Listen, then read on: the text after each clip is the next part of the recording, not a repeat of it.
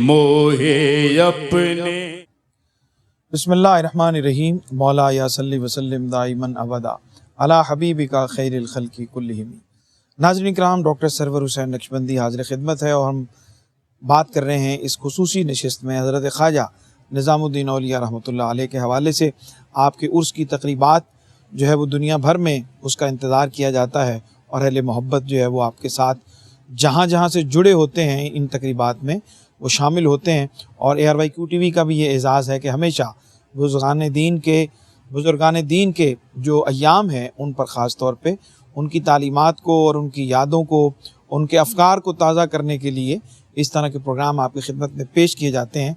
एक तरफ जिससे तो एक रिवाइवल हो जाता है इन बुज़ुर्गों की ज़िंदगी का, उनके अक़वाल का, उनके आसार का, उनकी ज़िंदगी के मुख्तलिफ़ पहलुओं का, और दूसरी तरफ उससे एक नई ताज़गी मिलती है। और ये अल्लाह के वो बरगुज़ीदा बंदे हैं, औलिया कराम का ये वो ख़ूबसूरत गुलदस्ता है कि इनका ज़िक्र होता रहेगा।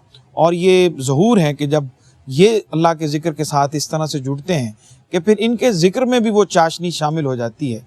और जब भी इनका ज़िक्र करें, जब भी इनका नाम लें, जब भी इनके बारे में बात करें तो लगता है कि ये हमारे ज़माने के, हमारे दिल के कितने करीब हैं कि इनकी बात हमें अपनी बात महसूस होती है, इनका ज़िक्र हमें अपना ज़िक्र लगता है और किसी बहुत अपने का ज़िक्र लगता है जिसको सुनकर हमेशा मुसर्रत होती है, खुशी होती है। तो आज भी इंशाअल्लाह हम हज़रत ख्वाजा निज़ामुद्दीन औलिया रहमतुल्लाह अलैह आपके दौर के हवाले से और दीगर कुछ पहलुओं से कुछ जिहत पर इंशाअल्लाह बात करेंगे। हमारी खुशबख्ती है आज हमारे साथ तशरीफ़ फरमा है जनाब अल्लामा मोहम्मद बदरुज़्ज़मा क़ादरी साहब। खुश आमदीद कहते हैं जनाब आपको। हुज़ूर फ़ैज़ आलम की निस्बत से आपके बहुत सारे बाबरकत हवाले हैं और इस प्रोग्राम में आपका तशरीफ़ फरमा होना हमारे लिए बहुत सआदत का बाइस है। जनाब डॉक्टर मुफ्ती इरफ़ानुल्लाह सैफ़ी साहब हमारे ARYQ TV के की जानी पहचानी शख्सियत हैं और हमारे साथ हमेशा तशरीफ़ फरमा होते हैं। आपको क़िबला खुश आमदीद कहते हैं, बेहद शुक्रिया, आप तशरीफ़ फरमा हैं। अली हसनैन आसिफ़ नौजवान मारूफ़ शनाख़ा और हमारे मरहबा या मुस्तफ़ा से जो नौजवान उसमें अपनी सलाहियतों के जौहर दिखाकर नात में अपना मकाम बना रहे हैं उनमें इनका शुमार होता है। आपको भी खुश आमदीद कहते हैं और बिस्मिल्लाह नात के अशार अता फरमाइए।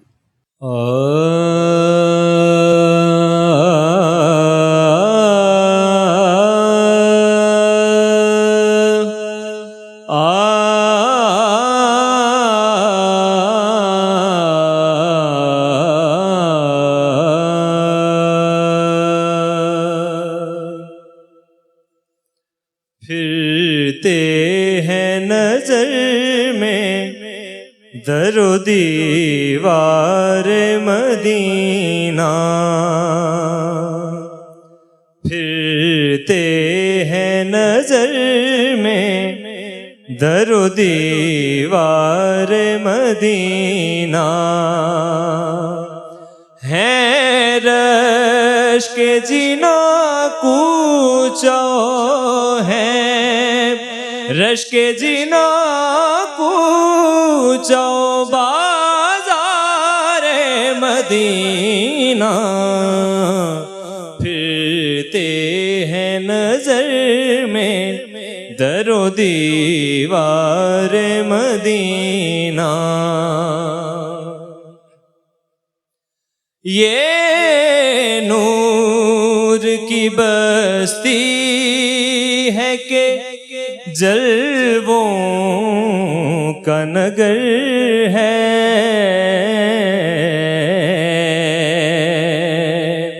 ये नूर की बस्ती है कि जलवों का नगर है।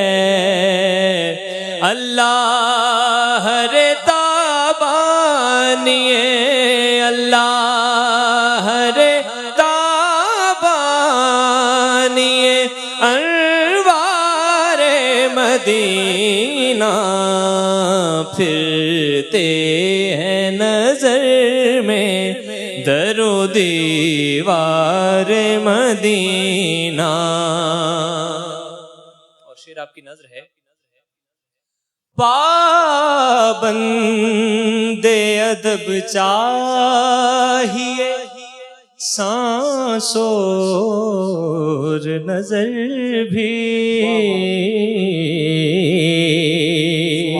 सुभान अल्लाह। पाबंद अदब चाहिए, सांस और नजर भी। नाजुक है बहुत अर्श से, नाजुक है बहुत अर्श से दरबारे मदीना। फिरते हैं नजर में दरो दीवार मदीना। सुभान अल्लाह, सुभान अल्लाह। माशाअल्लाह, सलामत रहें, खुश रहें। बहुत खूबसूरत कलाम आपने अता फरमाया। गुफ्तगू का आगाज़ करते हैं। जनाब अल्लामा मोहम्मद बदरुज़्ज़मा क़ादरी साहब हमारे साथ मौजूद हैं। तो हज़रत ख्वाजा निज़ामुद्दीन औलिया रहमतुल्लाह अलैह जब अपनी मसनद इरशाद पे जलवा फ़रोज़ हुए हैं, तो उस वक्त जो उस वक्त के हालात हैं समाजी और मुआशरती, वो बहुत बुनियादी अहमियत के हामिल, और हमारे बेशतर सूफिया को बहुत सारी मुश्किलात का और बहुत सारे मसाइल का इर्द गिर्द के और उस दौर के हालात की वजह से उसका सामना करना पड़ा, और उन्होंने बड़ी जाँफ़शानी से और बड़ी साबित कदमी से उन हालात का भी मुकाबला किया और अपनी रूहानियत के और मसनद इरशाद की जो ज़िम्मेदारियाँ थीं उनको भी पूरा किया। क्या फरमाते हैं ख्वाजा साहब के हवाले से? डॉक्टर साहब बहुत शुक्रिया। अभी आपने सुलह और औलिया के ज़िक्र की बात की, तो मैं यहाँ वो हदीस बयान करना चाहूँगा। रिसालत इमाम अलैहिस्सलाम ने इरशाद फरमाया कि ज़िक्र सालिहीन कफ़ारतुज़ ज़ुनूब, कि सालिहीन का ज़िक्र करना वो भी गुनाहों का कफ़ारा है। तो मैं समझता हूँ जिस मुक़द्दस हस्ती का ज़िक्र आज हम करने जा रहे हैं, इनका ज़िक्र भी हमारे गुनाहों का कफ़ारा है। और मैं और आप अगर बात करते हैं तो हमारा एक ख़ास तबके से ताल्लुक़ है। डॉक्टर अल्लामा मोहम्मद इकबाल ने बहुत अच्छी बात कही, फरमाते नेहा है तेरी मोहब्बत में रंगे महबूबी, नेहा है तेरी मोहब्बत में रंगे महबूबी, बड़ी है शान बड़ा है एहतराम तेरा। तो गोया आपने एक मोहर लगा दी कि ख्वाजा निज़ामुद्दीन औलिया रहमतुल्लाह ताला अलैह का बहुत बड़ा मकाम, बहुत बड़ा मर्तबा, जिससे बयान नहीं किया जा सकता। ठीक। जहाँ तक आपने हालात की बात की, आपने 9 सलातीन का दौर देखा। ठीक। और ये जो मुख्य लड़ाई थी, एक तो सल्तनत किंगडम्स की, उसके हुसूल के लिए, मनासिब के लिए और हुक्मरानी के लिए सलातीन के माबैन जंग चल रही थी। दूसरा हमारे जो मुआशरती नाहमवारी है, जो तबक़ात हैं, उनके माबैन जो तनाव था, चूँकि हिंदू भी मौजूद थे, सिख भी मौजूद थे, ईसाई मुख्तलिफ मज़ाहिब मौजूद थे।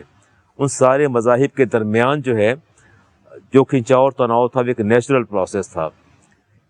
इन लोगों के माबैन जबकि सरकारी सतह पर भी तनाव मौजूद हो, वहाँ भी खींचातानी हो, मंगोलों के हमले जारी हों, और इधर जो है वो तबक़ाती कशमकश जारी हो, इनके माबैन रास्ता बनाना इन्हीं अल्लाह वालों का काम था। ठीक। अब यकीन जानिए इस कदर ज़ीरक और दाना लोग थे। इन्होंने अपने, मुझे इमाम हाकिम की हदीस याद आती है, रिसालत इमाम अलैहि सलाम ने इरशाद फरमाया कि अल्लाह तबारक व तआला जिस तरह माल की तकसीम फरमाता है, इसी तरह अल्लाह तबारक व तआला इरफान इलाही की भी तकसीम फरमाता है, रूहानियत की भी तकसीम फरमाता है। माल व दौलत तो अल्लाह ताला हर एक को अता करता है, चाहे वो इस काबिल हो या ना हो, हर कस और नाकस को अता फरमा देता है। उसमें आप देख लीजिए, वो मुस्लिम हो नॉन मुस्लिम हो, सबको पैसा मिल जाता है, और चाहे वो अहल हो या ना हो। लेकिन जहाँ तक ईमान की दौलत है, जहाँ तक इरफान की दौलत है, जहाँ तक ईकान की दौलत है, जहाँ रूहानियत की दौलत है, अल्लाह सिर्फ उससे अता फरमाता है जिसे वो खुद पसंद फरमाता है। सुभान अल्लाह। तो मैं समझता हूँ ये वाक़ियतन ही महबूब इलाही थे। ठीक। किसी एक सुल्तान का दौर नहीं देखा, बल्कि कई सलातीन का दौर देखा, और मैं उनका अंदाज़ तरबियत जब देखता था कि वो किस तरह तरबियत फरमाते थे। ख्वाजा निज़ामुद्दीन औलिया रहमतुल्लाह ताला जब बाबा फरीदगंज शकर के पास पढ़ने के लिए तशरीफ़ लाए, और पहले दरसियात पढ़ चुके थे, दोबारा फिर आके 30 साल रहे और दरसियात पढ़ते रहे, एक तवील अरसा आपने गुजारा। और अफज़लुद्दीन दहली के बहुत बड़े आलिम थे, बहुत बड़े स्कॉलर थे। वहाँ उन्होंने कुछ सवालात थे, इश्कालात थे, और उन इश्कालात के हल के लिए दहली में अहले इल्म से रब्ता किया, पर उन्हें اس کا جواب نہیں ملا. کسی نے بتایا کہ آپ اجودھن چلے جائیں, جس کا نام پاک پتن ہے, اب وہاں چلے جائیں, آپ کے اشکالات ابہام کے جو جوابات ہیں آپ کو وہاں میسر آ جائیں گے. آپ خواجہ صاحب کے علمی مقام آپ دیکھیے, اور دیکھیں اب راستہ یہ لوگ کیسے بناتے تھے. جب آپ کے پاس آئے, انہیں پندار تھا اس چیز کا کہ مجھ سے بہتر کوئی نہیں جانتا, میں زیادہ صاحب علم ہوں. اور آ کے بابا سے سوال کرنا چاہا تو آپ فرماتے ہیں ٹھہرو, یہ تو بعد میں آپ کو جواب دیں گے, ان سوالوں کا جواب تو میں دے لوں گا, کوئی بڑی بات ہو تو آگے چلتے ہیں, پہلے مجھ سے بات کر لیں. خواجہ نظام الدین اولیاء نے افصح الدین کے سوالات کے جوابات دیے, اور وہ سر جھکائے چلے گئے. جب اٹھ کے گئے تو بابا جی نے فرمایا نظام الدین آپ نے اچھا نہیں کیا, انہیں اپنے علم کا پندار تھا, آپ ان کے پندار کو توڑ دیا. مجھے یہ بات ناگوار گزری, جائیے انہیں واپس بلا کے لائیے. وہ جس زوم میں آئے تھے کم از کم زوم کا برقرار تو رہنے دیتے. جب وہ واپس آئے تو انہوں نے کہا جی مجھ سے غلطی ہو گئی, میرا پندار تھا, پندار علمی تھا, تو مجھے بیعت فرمائیے. فرمایا بیعت ابھی نہیں ہوگی, آپ کو میرے پاس رہنا ہوگا. پھر کچھ عرصہ رہے, پھر بیعت کے لیے کہا, فرمایا ابھی رکو, ابھی کچھ عرصہ قیام اور کرو. اس کے بعد جب دیکھا تو فرمایا اب میں محسوس کرتا ہوں تیرے باطن کی تطہیر ہو چکی ہے, پیوریفیکیشن ہو چکی ہے, اب میں تجھے بیعت کر لوں گا. یہ لوگ اتنے سافٹلی اپنے راستے بنایا کرتے تھے. بالکل ٹھیک, بالکل ٹھیک. ناظرین اکرام, بہت خوبصورت گفتگو کا سلسلہ جو ہے وہ جاری ہے, اور ایک پہلو ہے بزرگوں کی شخصیت کا, ان کی تربیت کا جو پہلو. پہلا تو ان کا تربیت لینا, اور اس کے بعد پھر اپنا ایک انداز تربیت قائم کرنا, اپنے اہل محبت اور اپنے شاگردوں اور اپنے مریدین اور اپنے اہل محبت کو کس طرح سے پھر وہ تربیت کرتے ہیں ان کی. یہ ایک بہت اہم پہلو ہے, اس پہ ہم بات کرتے ہیں لیکن ایک چھوٹے سے وقفے کے بعد. جی ناظرین, خوش آمدید کہتے ہیں وقفے کے بعد آپ کو. پروگرام دیکھ رہے ہیں, آج خصوصی نشست ہے حضرت خواجہ نظام الدین اولیاء رحمۃ اللہ علیہ, محبوب الہی جن کا لقب ہے, ان کے حوالے سے اور ان کی شخصیت کے حوالے سے اس دور کے حالات کا بھی ہم نے ذکر کیا. اور اب ہم اس طرف چلتے ہیں کہ جب آپ مسند ارشاد پر تشریف فرما ہوئے, مسند تربیت پر جلوہ گر ہوئے, تو اس کا انداز کیا تھا؟ جو آپ کے پاس تربیت لینے کے لیے آئے ہوئے لوگ تھے, ان کے ساتھ کس طرح سے آپ نے بیہیو کیا؟ جناب مفتی ڈاکٹر عرفان اللہ سیفی صاحب, حضرت خواجہ نظام الدین اولیاء کا نظام تربیت اور آپ کا انداز تربیت کیا فرماتے ہیں؟ جی بہت شکریہ, جزاکم اللہ خیرہ. حضرت خواجہ نظام الدین اولیاء رحمۃ اللہ علیہ ان شخصیات میں سے ہیں جنہوں نے بہت تھوڑے عرصے میں سینکڑوں نہیں بلکہ ہزاروں لوگوں کو راہ حق پر گامزن کیا, اور انہیں معرف الہی سے اور نور الہی سے مزین و مصفہ کیا. حضرت خواجہ نظام الدین اولیاء کے جو نظام تربیت کے مختلف پہلو ہمیں نظر آتے ہیں, اس میں عمومی طور پر اگر ہم دیکھیں تو صوفیاء کرام کے ہاں یہ مزاج ہمیں نظر آتا ہے. وہ ایک تو پہلو اس کا ہے تخلیہ, ٹھیک, اور صفائی.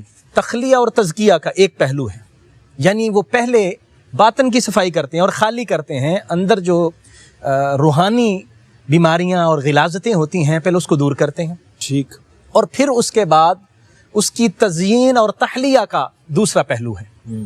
حضرت خواجہ نظام الدین اولیاء رحمۃ اللہ علیہ کے ہاں بھی ہمیں ایسی ہی کیفیت نظر آتی ہے کہ آپ کے پاس جو لوگ آتے ہیں تو پہلے آپ اس کے اندر کی صفائی کرتے ہیں. اس کے اندر جو کچھ ہوا ہوتا ہے, کسی کے پاس کبر ہے, جس طرح قبلہ مفتی صاحب فرما رہے تھے, تکبر ہے, کسی کو علم کا زعم ہے, کسی کو اپنے خاندانی یعنی خاندانی وجاہت پر فخر ہے, تو آپ پہلے اس کی وہ صفائی فرماتے ہیں.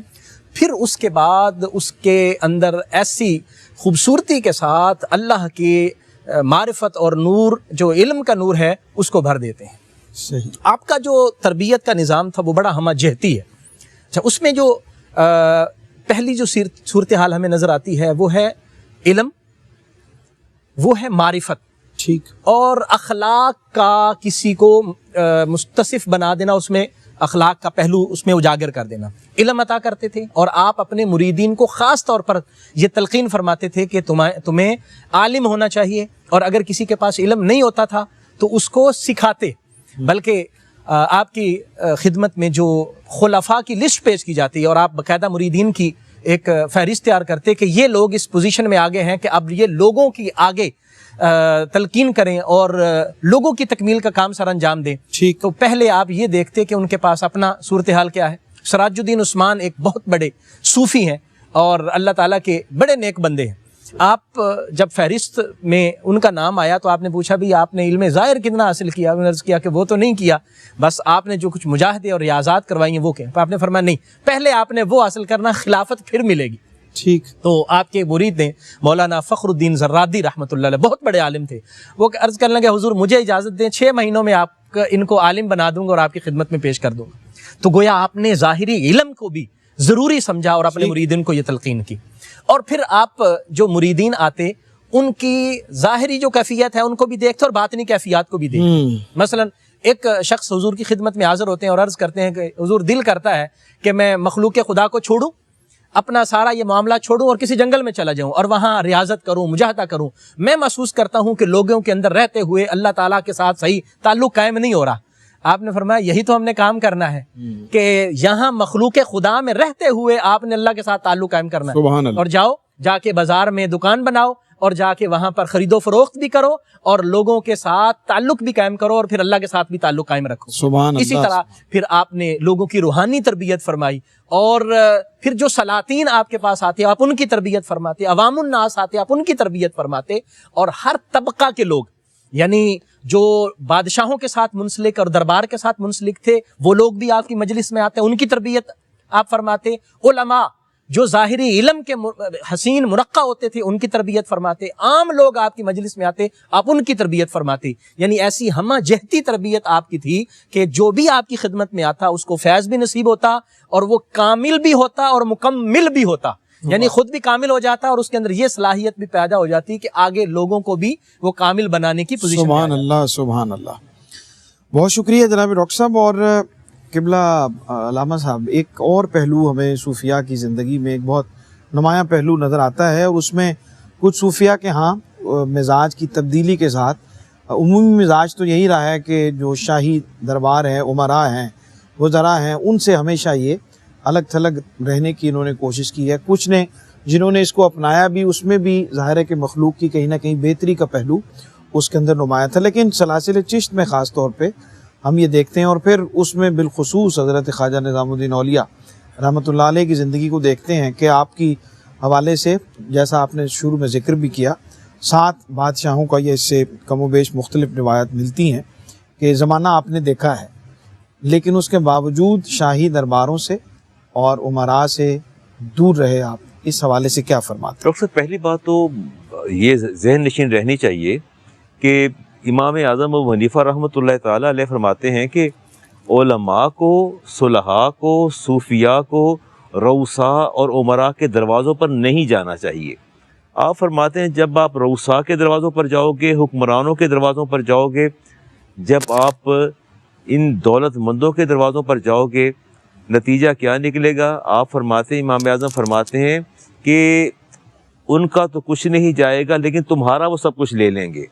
آپ دیکھیے، اگر جب آپ ایک عالم دین یا ایک صالحین میں سے کوئی اللہ کا ولی کسی دنیا کے حکمران کے دروازے پر جاتا ہے، ایک تصور یہ ابھرتا ہے کہ شاید جس کے پاس یہ اللہ کا نیک بندہ گیا ہے وہ بھی اسی کیٹیگری میں فال کرتا ہے، وہ بھی اسی درجے کا آدمی ہے۔ اگر وہ غلط ہوتا تو یہ کبھی تشریف نہ لے کے جاتے۔ سلسلہ چشت کے اندر میں نے دیکھا کہ یہ طبقہ ہمیشہ حکمرانوں سے دور رہا ہے، حکمرانوں کے قریب نہیں پھٹکتے، اور ان میں سب سے سر فہرست خواجہ نظام الدین اولیاء محبوب الہی ہیں کہ یہ تو بالکل ہی نہیں ملتے تھے، بلکہ انہوں نے 2 دروازے رکھے تھے۔ فرماتے تھے کہ اس دروازے سے داخل ہوں گے، خلجی جو حکمران تھے انہوں نے کہا کہ میں نے ہر قیمت پہ ملنا ہے، اور میر خسرو علیہ الرحمہ نے فرمایا کہ میں اہتمام کرتا ہوں۔ انہوں نے وعدہ بھی کر لیا ملاقات کروانے کا، اور میں آپ نے اچھا نہیں کیا، وعدہ کیا میں پھر بھی نہیں ملوں گا۔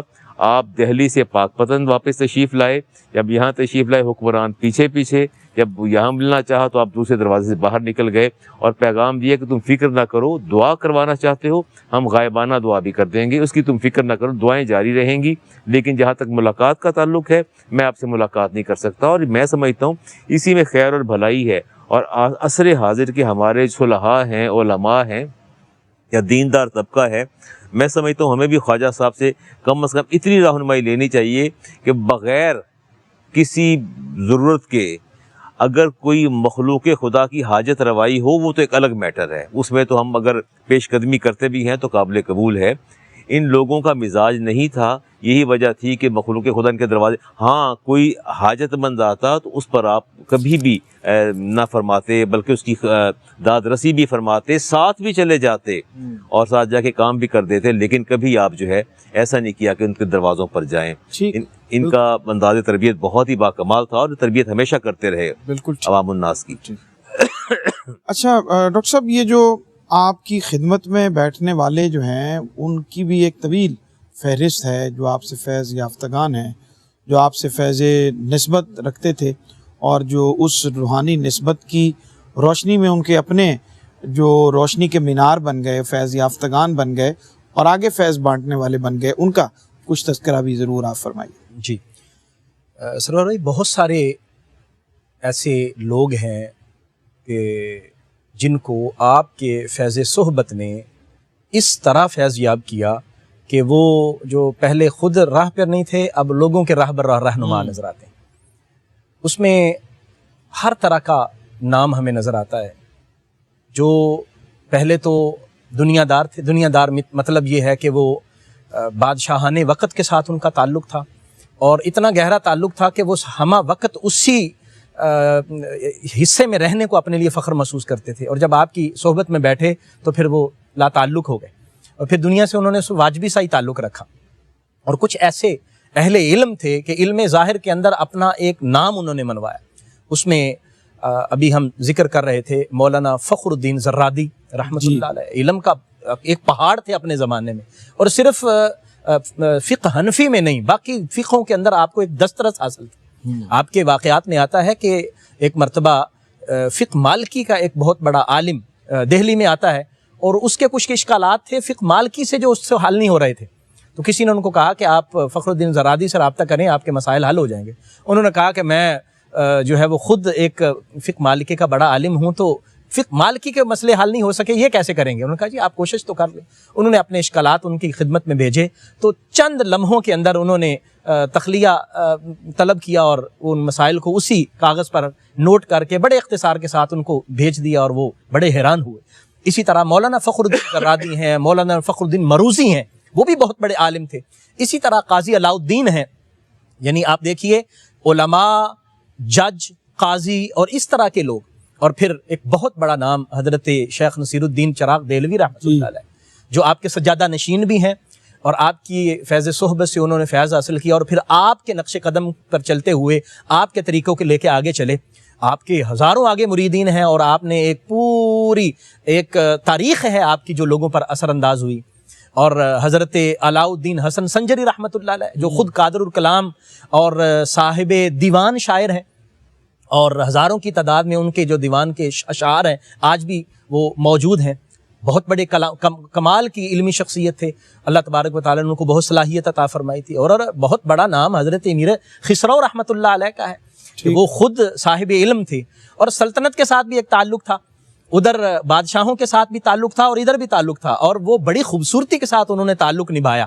اور آپ دیکھیے کہ انہوں نے یہ جو جن شخصیات کے میں نے نام لیے ہیں یہ بہت مختصر شخصیات لیکن بہت قد آور شخصیات ہیں. اور اس طرح اس کے علاوہ بہت سارے نام جو آپ نے تیار کیے, آپ نے ان کی تربیت کی, آپ نے ان کو ہمہ پہلو بنایا, اور ہمہ پہلو بنا کر کسی کی کسی جگہ ڈیوٹی لگا دی, کسی کی کسی جگہ, کسی کی کسی جگہ, اور انہوں نے ہر جگہ جا کے وہ خوبصورت طریقے سے اہل اللہ کا جو اصل میں فیض تھا وہ آگے عام کیا. اور آپ نے جس طریقے سے ان کی تربیت فرمائی اور جس حسن و خوبی سے ان کو سکھایا اور سمجھایا اور جو فیض صحبت ان کو عطا کیا, وہی فیض انہوں نے آگے لوگوں کو پہنچایا. اور ان کی جو صحبت میں بیٹھنے والے جو ہندو ہیں وہ بھی اسلام قبول کرتے ہیں, اور جو مسلمان ہیں لیکن نام کے مسلمان ہیں ان کی تربیت ہوتی ہے اور ان کے اندر علمی کمال بھی آتا ہے, روحانی کمال بھی آتا ہے, اور پھر وہ اپنے اپنے دور کے شیخ بھی بنتے ہیں. سبحان اللہ. یعنی ہم اگر یوں کہیں کہ حضرت خواجہ نظام الدین اولیاء رحمۃ اللہ علیہ اللہ کے بہت بڑے ولی تھے لیکن وہ ولی گر بھی تھے اور ولی ساز بھی تھے. ٹھیک, تو یہ بالکل اس میں کوئی دو رائے نہیں ہوں گی کہ انہوں نے صرف ولی نہیں بنائے بلکہ قطب اور غوث بنائے. اور زمانے نے بتایا اور آج تاریخ بتاتی ہے کہ حقیقت یہی تھی کہ انہوں نے جن کی تربیت کی وہ زمانے کے ایسے ہیرے بنے اور ہفت رنگ ہیرے بنے اور ایسے ہمہ پہلو اور ایسی ان کی روشنی اور چمک ہوئی کہ انہوں نے چار دانگے عالم کو روشن کی. سبحان اللہ, سبحان اللہ.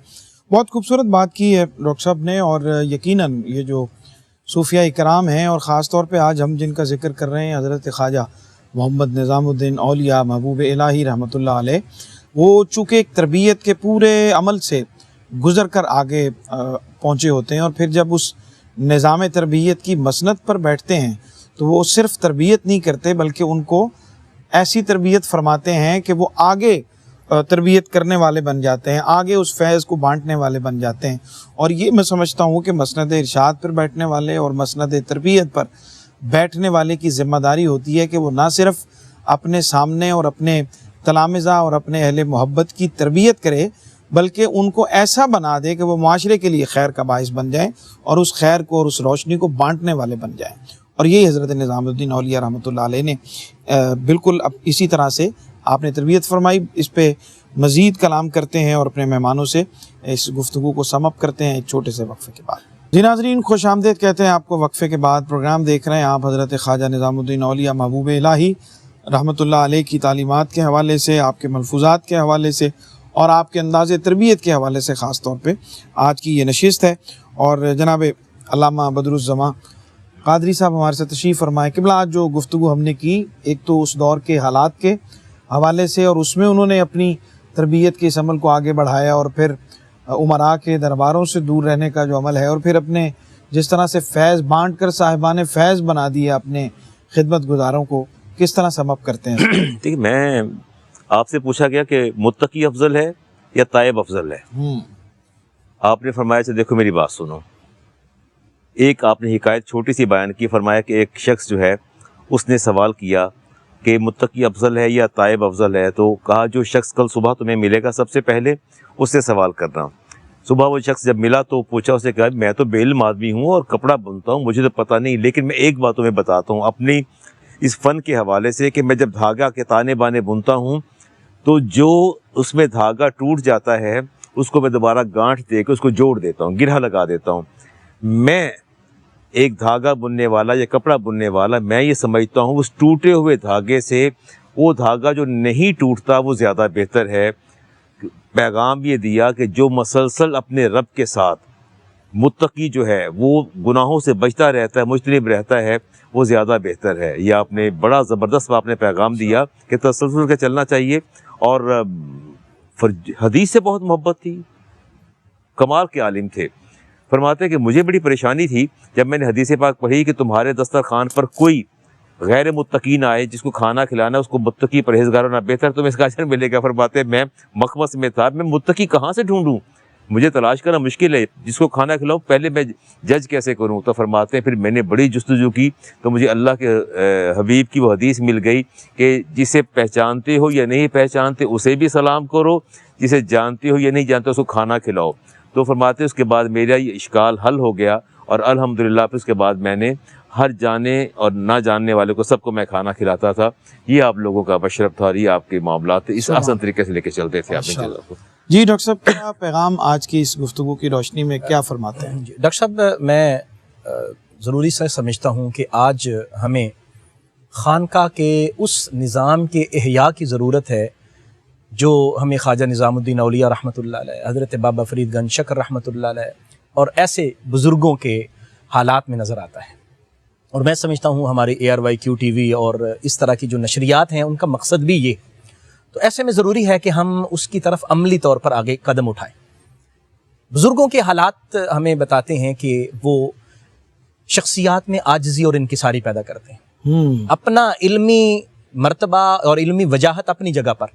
دیکھیے حضرت خواجہ نظام الدین اولیاء جب آغاز میں علم کا آپ کا وہ جو روب تھا اور دبدبہ تھا وہ یہ تھا کہ آپ کو کہتے تھے مولانا نظام الدین محفل شکن، اور مولانا نظام الدین بحاس، اور مولانا نظام الدین منطقی اور کلامی، یہ آپ کے القابات تھے اور دہلی میں آپ معروف ہو چکے تھے اور بدایون کے لوگ اس بات کو مطلب سمجھتے تھے۔ لیکن جب حضرت بابا فرید گنج شکر رحمۃ اللہ علیہ سے تعلق قائم ہوا پھر صورتحال بدل گئی۔ تو مطلب یہ ہے کہ پھر اس علم کی تطہیر ہوئی اور تزکیہ ہوا تو اللہ تبارک و تعالیٰ نے پھر نظام الدین اولیاء کی اور کیفیت بنا دی۔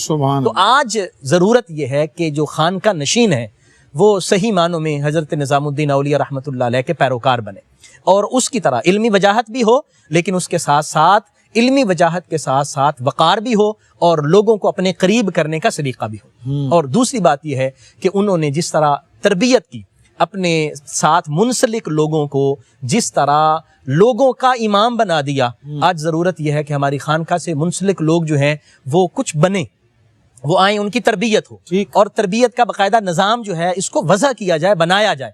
صرف محفل میں آ جانا اور صرف محفل سماع کا سن لینا اور ایک سال کے بعد 1-2 محافل کا انعقاد یہ کافی نہیں, بلکہ باقاعدہ نظام تربیت کی ضرورت ہے. اور میں سمجھتا ہوں کہ ان اولیاء کرام کے فیضان سے, اور خاص طور پر وہ خانقاہیں جو ان کے نام کے ساتھ منسلک ہیں, کم از کم ان کو تو ان کے نظام تربیت کو عملی طور پر لاگو کرنا چاہیے. اور ہم جو لوگ ان کا نام لیتے ہوئے اپنے لیے سعادت سمجھتے ہیں, ہمیں بھی چاہیے کہ ہم ان کے نام کے ساتھ ساتھ ان کے کام سے آگاہ ہوں اور ان کو اپنی زندگی کا حصہ بنانے کی کوشش بھی کریں. سبحان اللہ, سبحان اللہ. بہت شکریہ جناب علامہ محمد بدرالزمان قادری صاحب, آپ کی رہنمائی کا, تشریف آوری کا.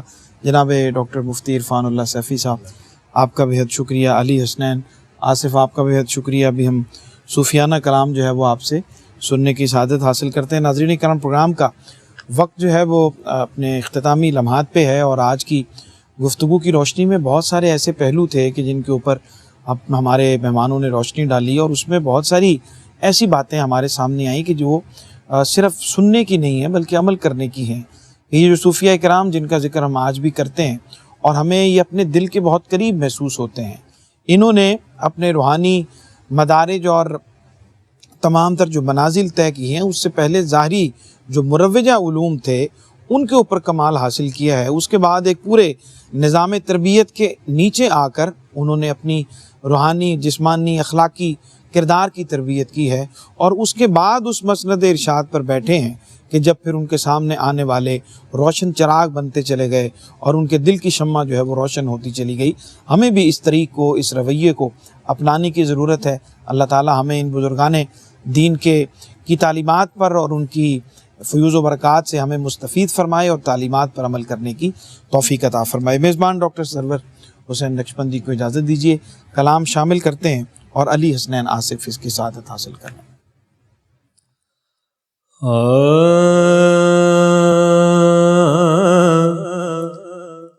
جے تو وکیا عشق بازار بھی نہیں, جے تو چڑھیا اتے دار بھی نہیں,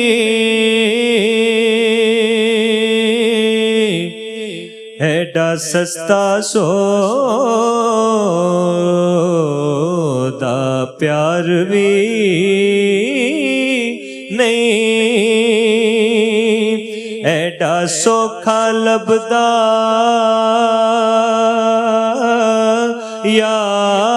یار بھی نہیں.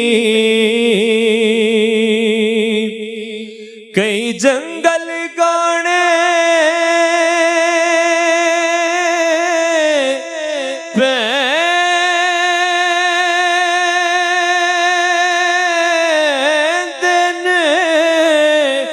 کئی دوزخ لنگنے پیندے نے,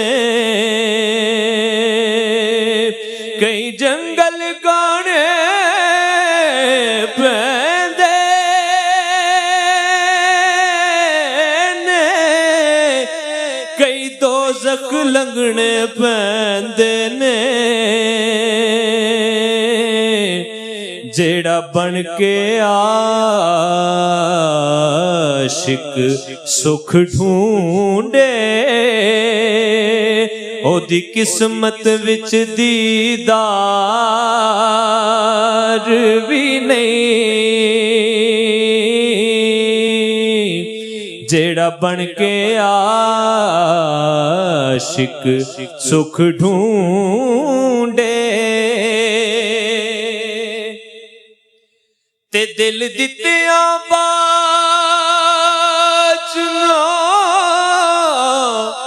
پیار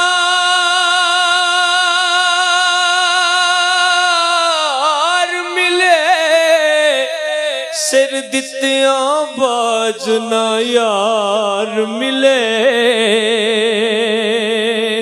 دل دتیاں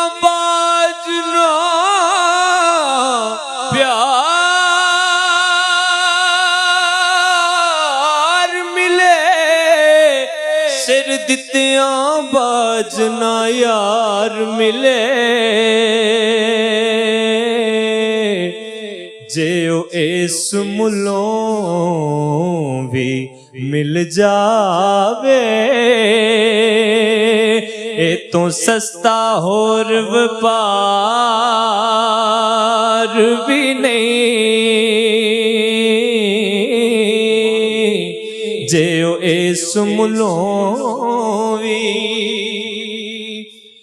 تے جد ماہی پوچھیا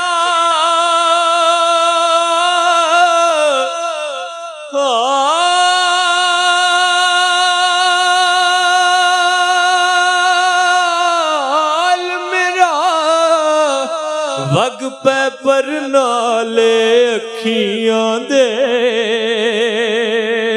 جد ماہی پوچھیا حال میرا وگ پہ پر نالے اکھیاں دے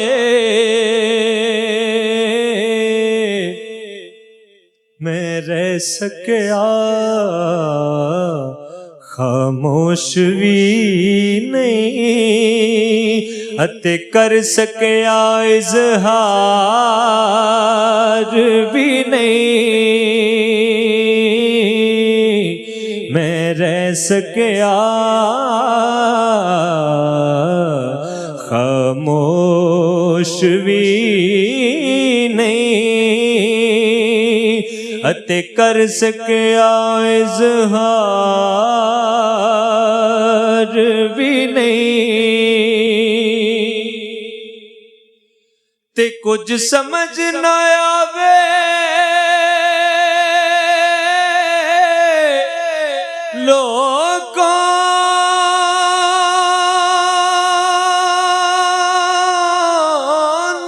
لوگوں سونا کا دے نال شہید کرے کچھ سمجھ نہ آوے لوگوں